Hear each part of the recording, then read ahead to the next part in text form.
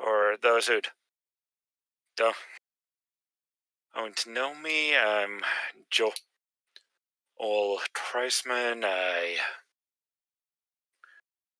Write, I write some furry science fiction with a bit of a speculative political bent. And I've and I thought I'd share some of what I've learned in designing fictional governments for my world building project, the Imperium universe, and so I made this slideshow. Okay, so some basic definitions. I'll be using the term polity a lot. That means any government or political entity, not necessarily a country, but usually a country or sub-state. And a country being a polity that has its own geographic area where it has a monopoly on the use of force. States being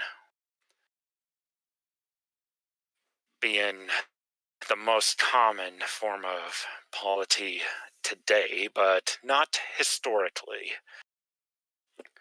In the past, a lot of polities were rather clans or feudal kingdoms, which were somewhat different. A state has a corporate structure, not a for-profit corporation, to be sure, usually, but it exists independently of any person or persons, while a clan is inseparable from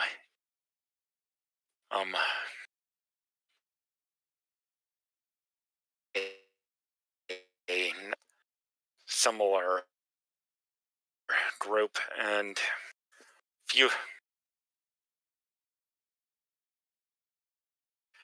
feudal kingdoms are basically privately owned by the king or lord who rules them.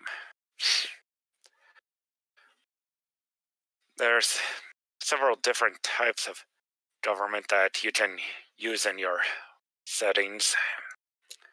Direct democracy is where everyone eligible for voting votes on the majority of policies.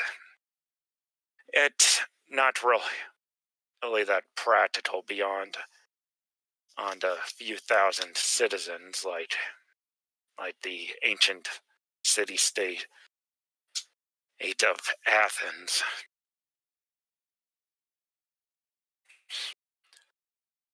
Most of the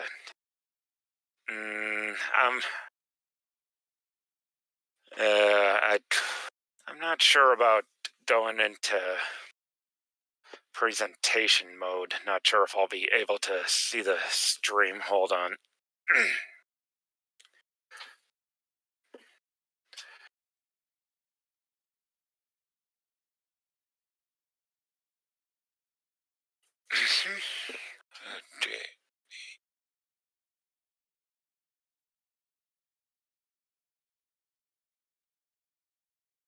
Okay. What we have in a lot of countries today is representative democracy, in which people vote for representatives who vote on laws, and usually laws.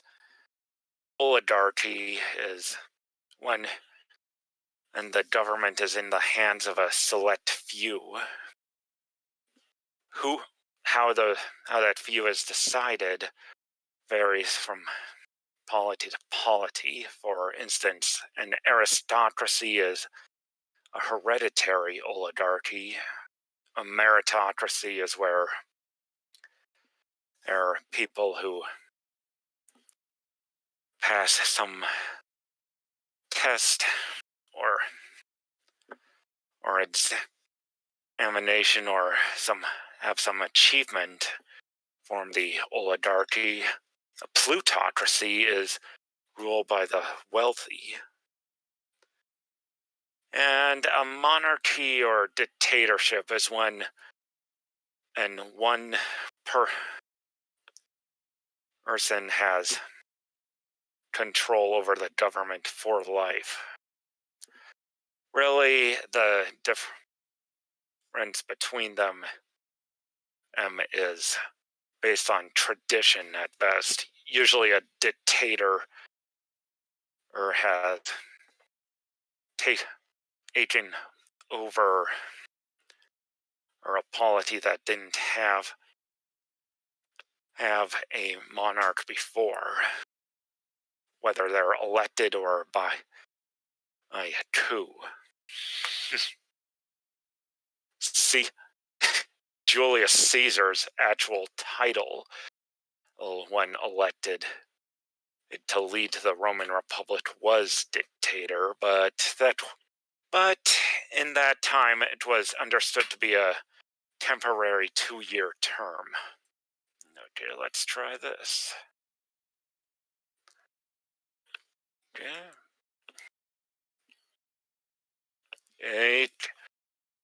got the slide show up.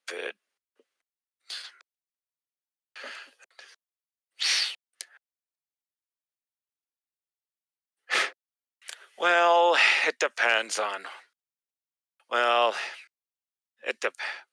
who defines merit. Some, like the ancient imperial Chinese bureaucracy, had only took people who passed a series of standardized exams, but most bureaucracies in practice are based on whoever sets up the most to their manager. Yeah, well, okay. I've got it in slideshow mode on my machine, but I'm not seeing it on the Twitch stream. Is hold on. Is it lagging?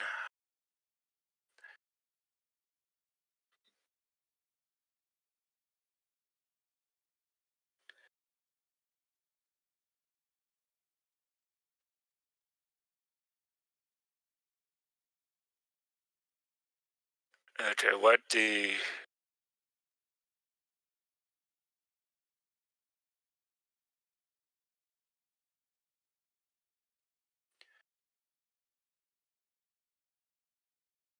Hold on.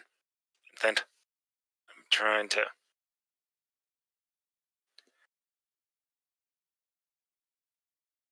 get this up. Come on.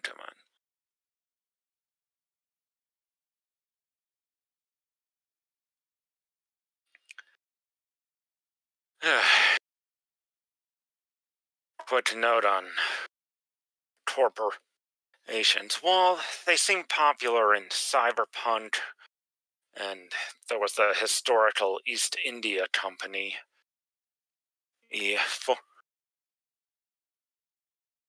For government's not really a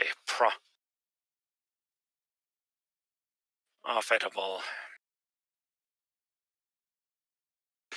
isn't exactly a profitable endeavor for shareholders.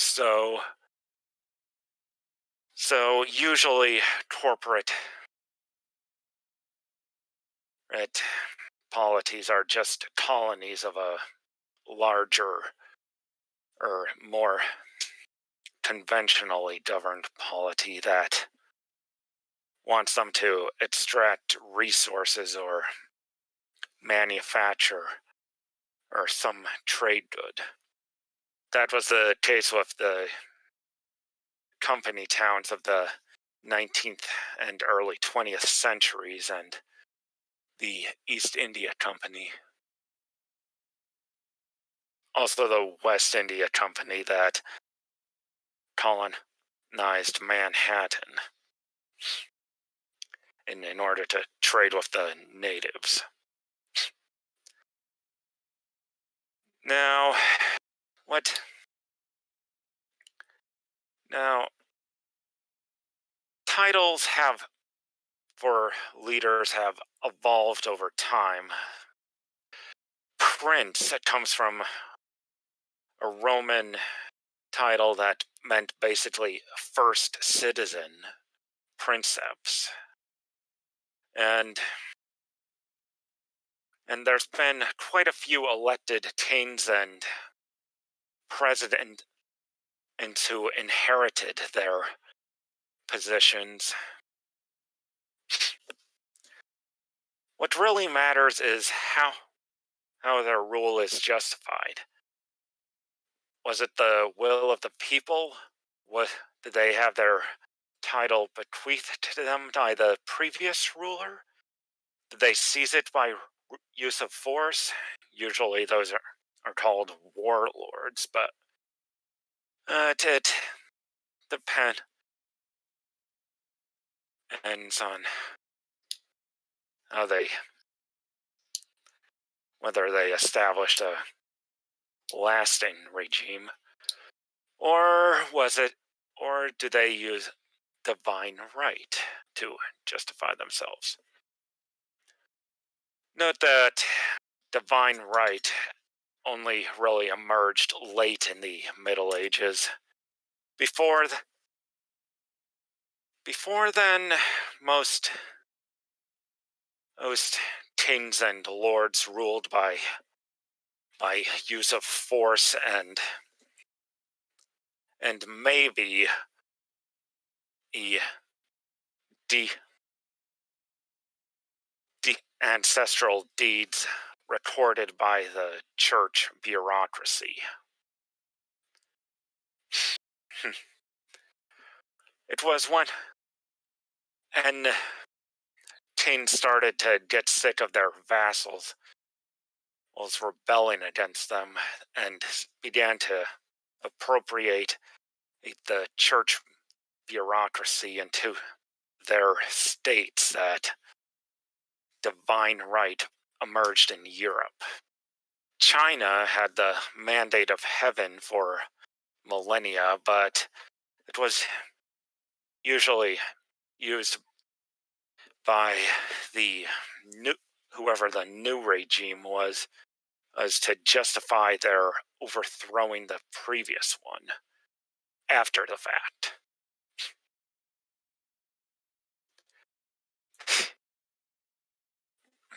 Now, you might notice that most governments are not just a monarchy or oligarchy or democracy.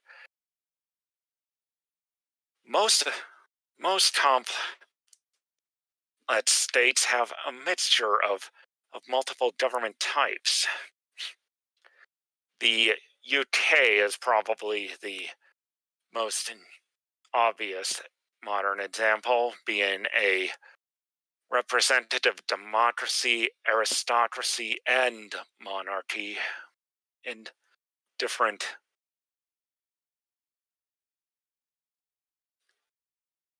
ratios.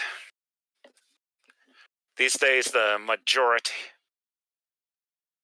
of power is in the hands of the popularly elected House of Commons of the Parliament.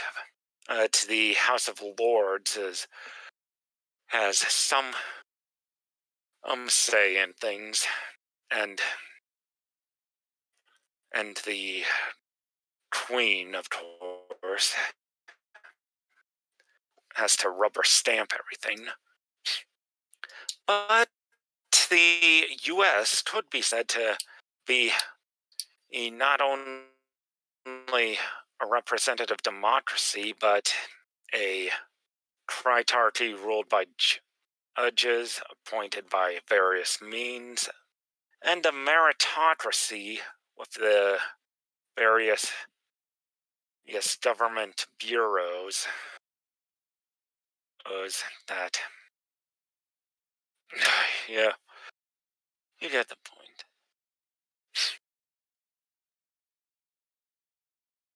It, speaking of bureaucracy, it's pretty necessary for any any large polity to have layers of delegation between the top level and the bottom. Feudal kingdoms do this by subleasing in portions of the kingdom to various lords and heir and their own vassals, while states tend towards a bureaucracy that is, in theory, meritocratic. I know the jokes about the evils of bureaucracy. I hadn't heard that definition of cretarchies. Sorry. I only heard about it from this one podcast that didn't mention it. Now, while there's a lot of jokes about the evils of bureaucracy, it's really inevitable and doesn't doesn't really matter what type of government you have. The more people you've got and the longer that government has existed, the larger the bureaucracy is going to be. It's just you've got the more things there are for or agents of the government to do, the more they have to hire assistants for until they had their own agencies and sub of bureaus, and it tends to build up. You really can't avoid it with the state. Now, a lot of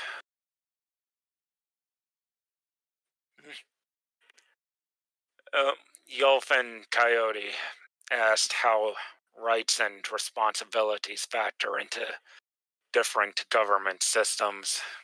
Well, that depends. And yeah,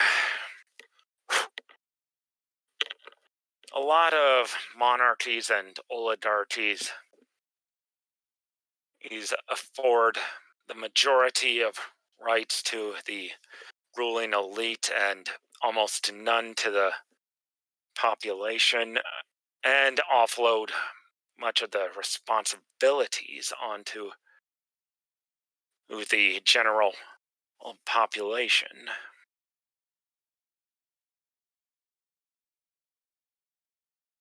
But those types of government can be pretty unstable as the people get fed up and revolt.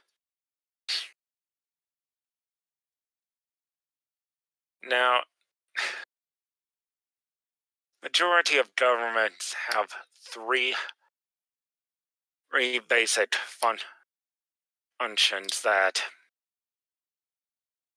in the US are divided between different branches. The legislative makes the laws, the executive carries out the laws, and the judicial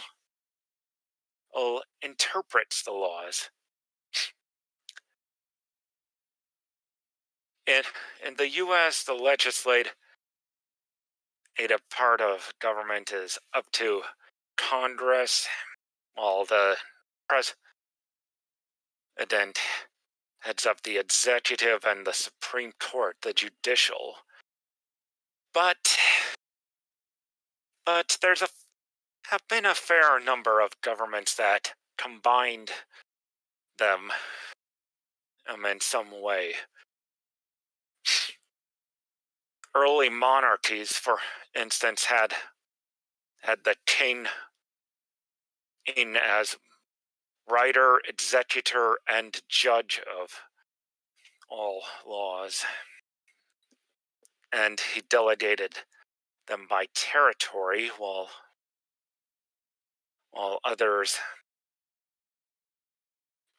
modern governments and delegate them by function, and to keep any one faction from controlling all three.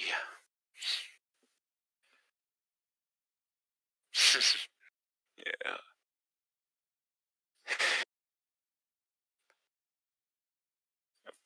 Oh, yeah, and the military. A lot of people like to pretend that the minimum a government can be is a military that defends the polity from other or more predatory polities, but it could also be used to subjugate other polities and enforce your will on them. A military can be either full-time professionals or a part-time militia who go back to some other job when they're not needed. Not to be confused with the modern militia movement in the US. Those guys are nuts. If they're professionals, they need to be fed by either polities, taxes, or tributes. And there's been multiple military coups after a polity failed to pay their military. So, which is often the most expensive part of government expenditures due to their equipment and training. Feudal systems tend to have a mixed model where a small group of professionals who are usually related to the landlords, such as knights, call up militias of common folk when they go to war, while handling small things like the occasional bandit or raider by themselves. But they are still supported by the tributes paid by the commoners to the lords.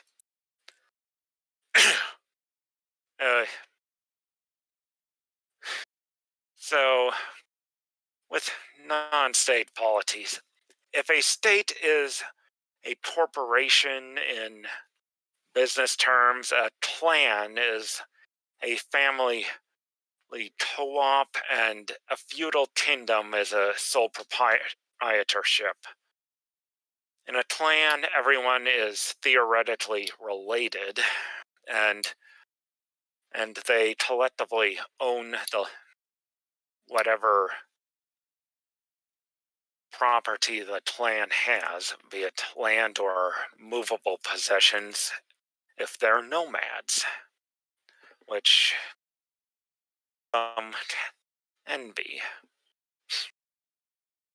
While in a feudal kingdom, the country is literally inseparable from the king, who owns all of the land and leases out portions of land to various vassal lords who sublet it to other lords, and they sublet it to, and they might sublet to even lesser lords until you get down to tenant farmers or serfs who rent out small plots of land and pay for it in crops or services. uh,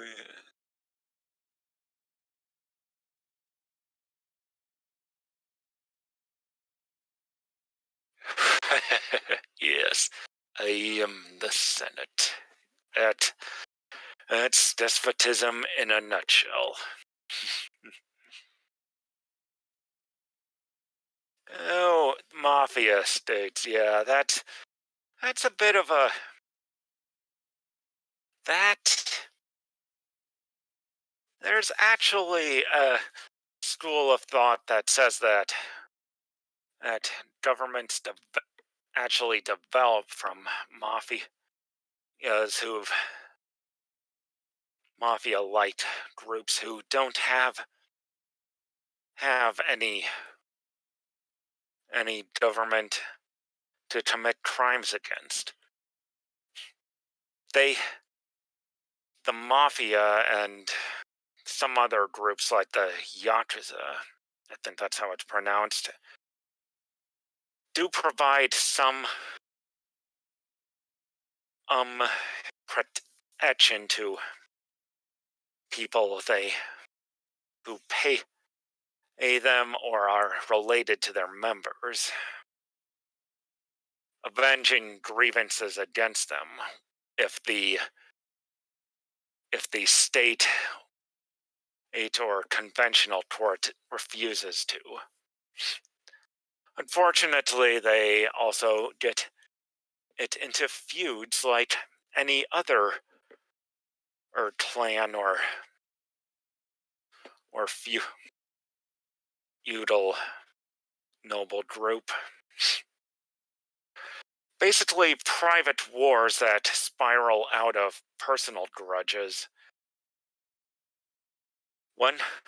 Someone from one clan kills a member of another clan, that the dead man's brothers seek out revenge.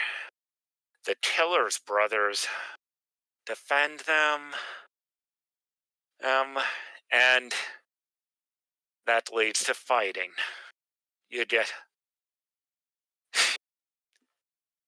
kind of if the aggrieved parties are nobles in a feudal system, they might trade their vassals, including serfs pressed into military service, into that conflict as well. Fortunately, a lot of non-state polities populated by clans or feudal lords develop a system of mediators who can help settle feuds, but feuds such as the Gothar, I think that's pronounced, in the Confederation of Iceland, or Somalia's Shirbidi. I don't know how to pronounce that. In medieval Europe, the church sometimes helped settle feuds between nobles. I don't. Uh, no, I don't know if it's inevitable that a mafia that becomes a government no longer committing crimes against a governing party inevitably turns on the people they have come to govern. A lot of them are pretty exploitative of the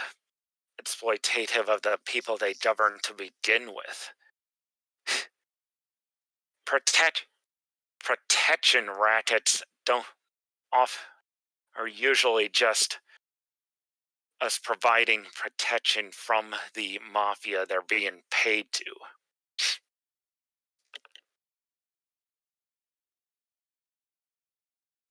Uh,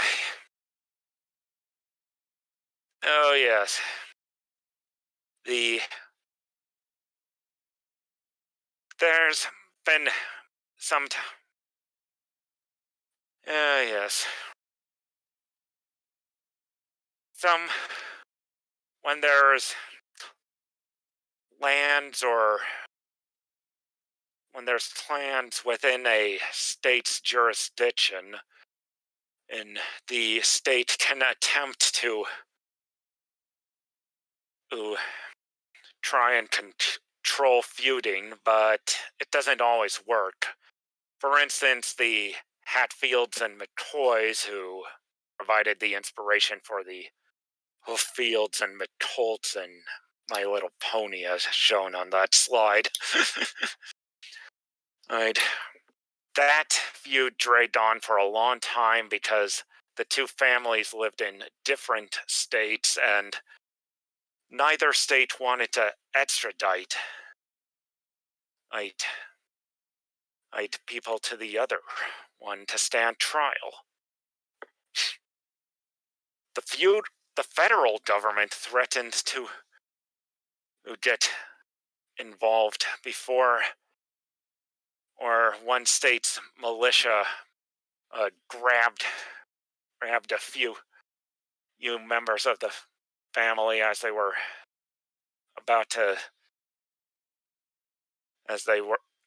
crossing the border and arrested them. Oh yeah. Oh, and sorry, fans of Game of Thrones or Dune, but referring to lands of noblemen as houses does not really have any historical basis. Usually, a house referred to the physical house where a king or lord lived and the attendant staff. Not really their extended family.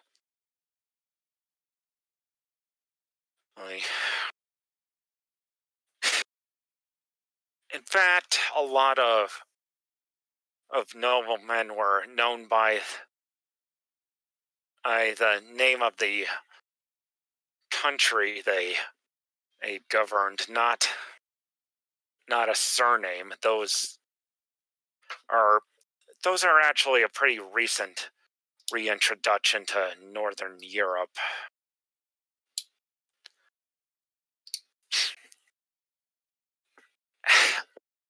Officially, the British royal family still doesn't have surnames. Prince Harry's on the British military's paperwork as Harry Wales because he's the Prince of Wales. No, wait, that's his father. Sorry. Yeah, because his father is the Prince of Wales, so he's Harry Wales on the paperwork. Now, into city-states.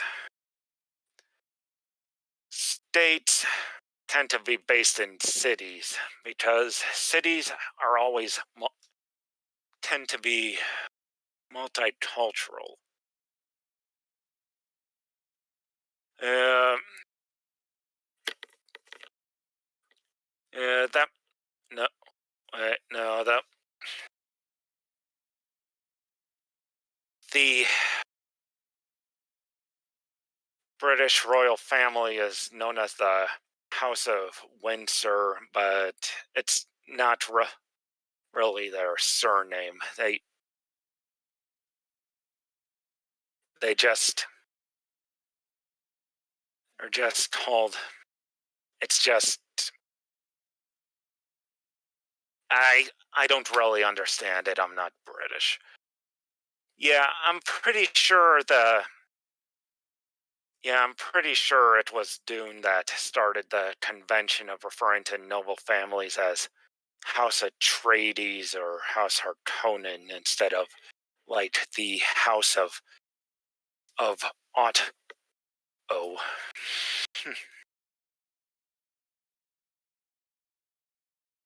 Okay. Hmm. Yeah.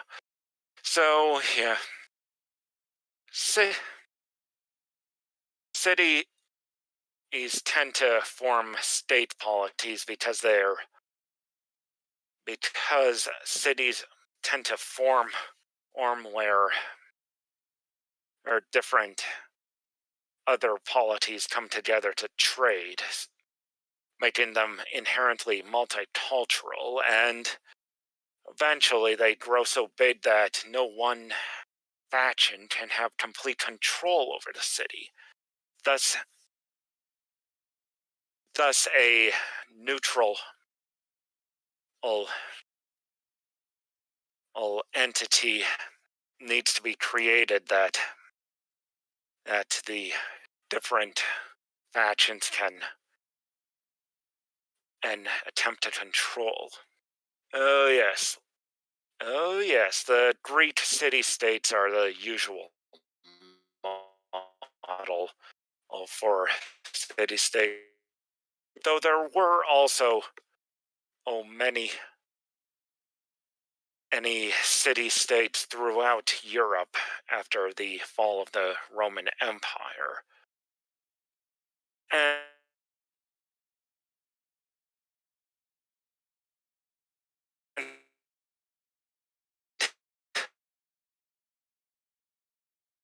and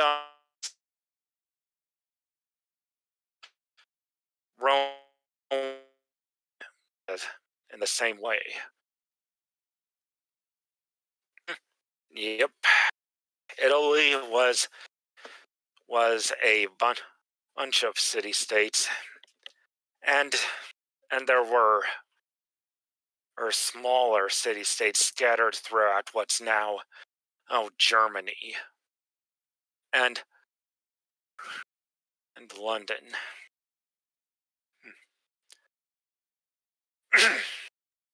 Okay, so I was oh now there's some confusion over what an empire, a federation, or an alliance is. One the thing that they all have in common is that they're super polities composed of multiple smaller polities. The difference is not whether there's an emperor or a senate or a president, but rather whether how it's structured. An empire does not actually need to be a monarchy so on as you've got one polity that exerts control over another, or, or usually by sending governors to who rule over the subject polities. A federation, on the other hand, and has a central government and composed of representatives from the constituent polities. An empire, in an empire, the capital sends governors to the provinces. In a federation, provinces send representatives to the capital. I I picked out a YouTube clip from the original Star Wars. Kind Star Wars, in what, but I'm not sure that would work given our problem of screen sharing. Remember when Grand Moff Tarkin announced that the Emperor had dissolved the Senate and was placing the regional governors in direct control of the outlying systems?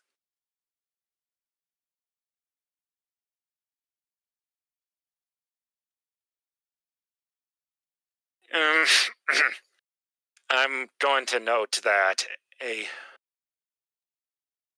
Okay. Okay, I'm gonna try and play it if you want. Okay, come on. Now, how to. Now, open hyperlink.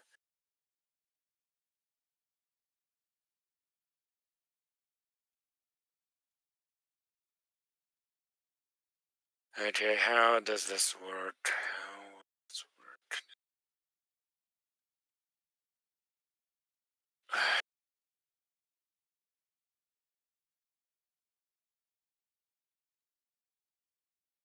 Okay, here we go. Here we go.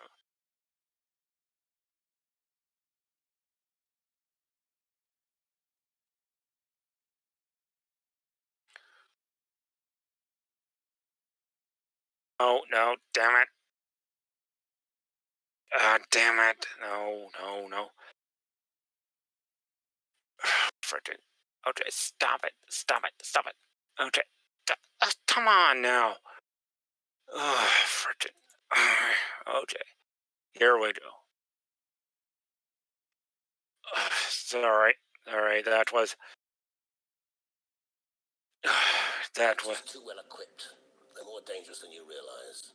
Dangerous to your Starfleet, Commander, not to this battle station. The rebellion will continue to gain support in the Imperial Senate. The Imperial Senate will no longer be of any concern to us. I have just received word that the Emperor has dissolved the Council permanently. The last remnants of the old Republic have been swept away. That's impossible. How will the Emperor maintain control without the bureaucracy? The regional governors now have direct control over their territories. Fear will keep the local systems in line. Fear of this battle station. And what of the rebellion? If the rebels have obtained a complete technical... Okay, that's enough. Okay. Okay, so now I can. Now let's see. Okay. No. Okay. Let's change back. Okay.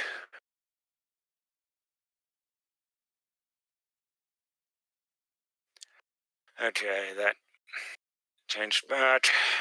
Now I'm gonna note that just because a polity calls itself a federation or empire does not mean that it actually is one.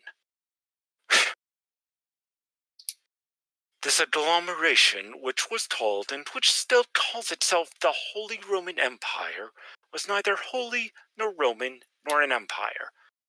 Voltaire, speaking about the federation of feudal kingdoms that covered much of what is now France and Germany for most of the mid to late Middle Ages before it got finished off by Napoleon. the Holy Roman Empire had an emperor, but he was elected by the elector princes who ruled the various constituent kingdoms and principalities. And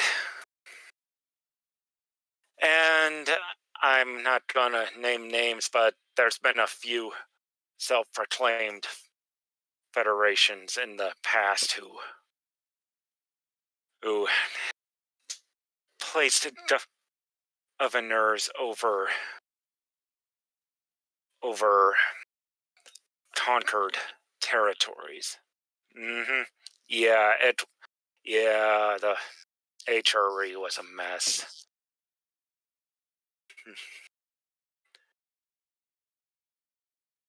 Real mess. Yeah. On that note, a super polity doesn't necessarily have to have the same government for all of its constituent polities. Many empires had left the original government of the territories they conquered in place as long as they didn't rebel against the empire. One of the more notable examples being Cleopatra remaining pharaoh of Egypt for a while after Julius Caesar conquered that place. But of course, however, Egypt ended up under the direct governorship of Rome after Cleopatra sided with Mark Antony against Augustus. Yeah. And when federations formed by multiple polities, they don't necessarily need to be the same type of government. In the US, as the differences between state governments are not particularly extreme, though there are some quirks like Louisiana having parishes instead of counties because they were previously a French colony.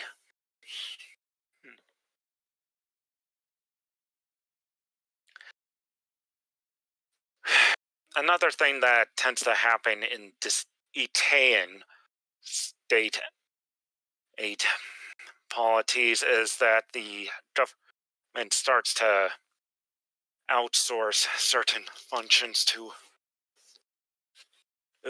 other entities within their borders. That's how many Roman patricians ended up becoming nobles of medieval Europe when the empire withdrew from their provinces.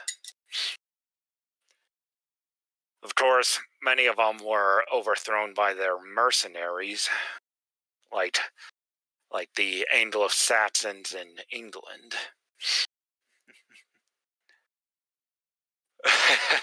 Yeah. Nebraska's unicameral legislature, California's near direct democracy in ballot initiatives. Oh yeah, Florida. That state's insane. Okay, so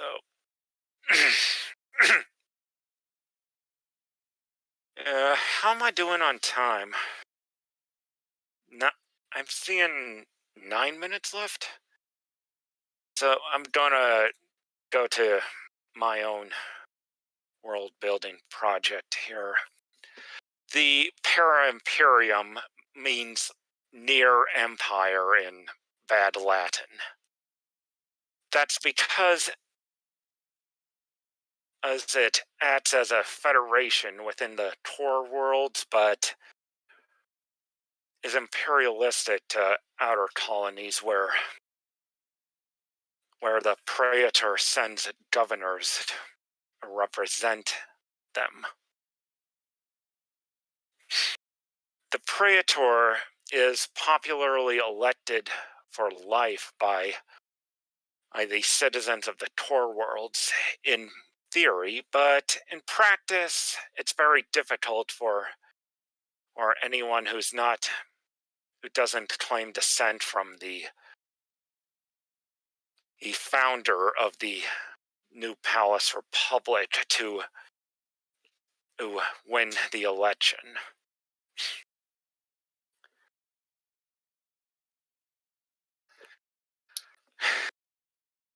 The Tor worlds themselves were formed by an alliance of three lost colonies of Sol after it was destroyed by aliens. The New Palace Republic of Alpha Centauri is ruled by 500 clans descended from the first wave of colonists, with a state that attempts to keep the peace between the clans. Two later waves of colonists were eventually incorporated into the New Palace Republic as clients of the clan leaders in quasi-feudal relationships, though they claim to be a representative democracy. Of course. The Kingdom of Schwarzwald in the Tau Ceti system was established as a feudal system from the start, with a caste system based on different species of furry. After contact with New Palace, they organized into a constitutional monarchy, though there was a brief civil war in the process.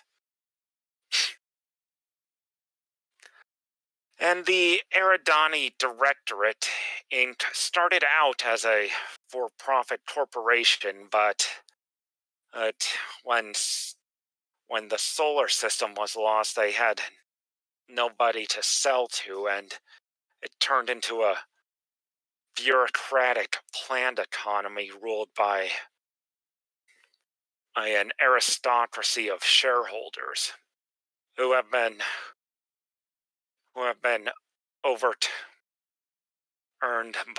multiple times by new generations that sure, I'll link to my bitch. There's a sort of prequel book to the universe published by Thurston Howell, if you want to look on the Bound Tales page.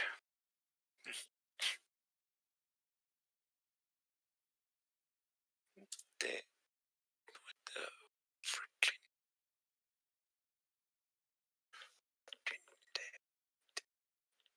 Okay, yeah.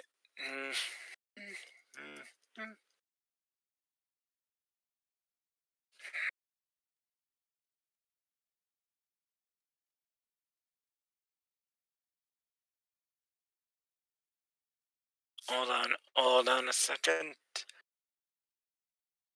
Okay.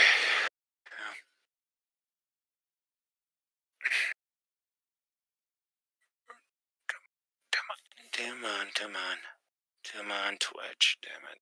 Come on, Twitch.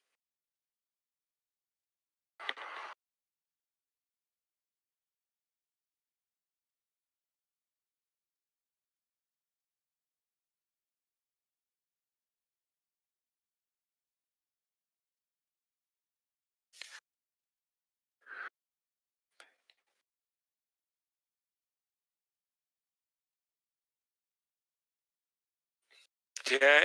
Oh, I also wanted to include some of my resources. Like, I can't recommend David Friedman's legal system's very different from ours. That. Uh-huh. Yeah, yeah, pretty much everybody from Europe claim descent from Charlemagne, and most, and I believe all of the U.S.'s presidents before the current one were descended from King John Lackland of England. You know, the villain from most Robin Hood stories. Okay, I just dropped a link to my books on the Twitch stream. You can see it. It's also paraimperium.wordpress.com. Okay.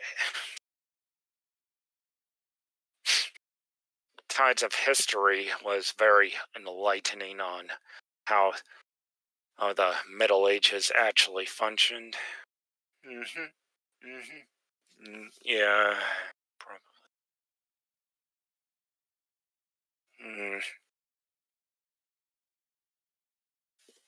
Yeah. Okay, so any other questions in the minutes we have left? I think we've got.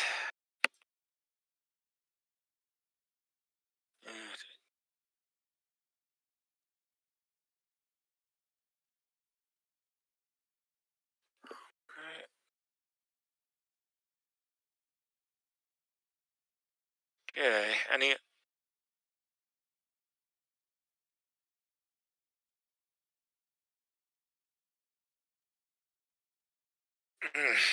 any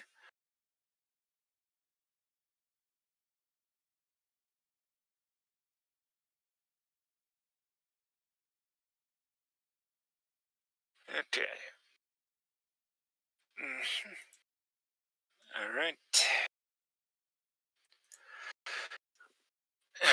Anyone? Okay, so. Governments aren't spawned in a vacuum. Thoughts on their origins and evolution in historical context? Well, you'd. Well, Jen. Well, that would take another hour to do, wouldn't it? Yeah, So, hmm, any other questions? Okay. Hey, okay, so, all right. If that'll be it, I'll sign out then. No. Bye.